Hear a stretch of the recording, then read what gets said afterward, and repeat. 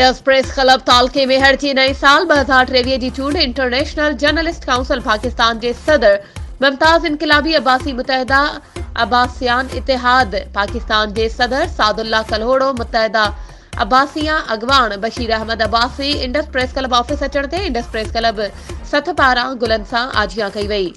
सिंध जी सकाफ़त अजरक टोपी जा तोहफ़ा ॾिना विया। इंटरनेशनल जर्नलिस्ट काउंसिल जे सदर मुमताज इनकलाबी पारां इंडस प्रेस क्लब जी सथ सरपरस्ती आला साजिद अली सोढर, सदर Raja Athar Hussain Gorar, general secretary Shabbir Ahmed Chandio, senior नायब सदर मोहम्मद इलियास नूनारी, नायब सदर Amir Ali Kalhoro, information secretary Khadim Hussain Solanki, chairman फैसला committee Abdul Ghaffar Shahani, legal adviser advocate Mukhtar Ali Sodhar खे मुबारकूं ॾिनियूं। गुलन जा हार पाराया और मौके ते नई चूंडियल उहिदेदारनि वचन वरजायो त असां कलम जी नोक सां ॾाढनि जा डूंगर ॾारे मज़लूम पोरिया तबिके जी आवाज़ खे आला ऐवाननि ताईं पहुचाइण सां गॾोगॾु कलम धड़ी जे बुनियादी हक़नि लाइ जाखोड़ जारी रखंदासीं। वधीक ख़बरुनि ऐं अपडेट्स जे लाइ असांजे चैनल खे सब्सक्राइब कयो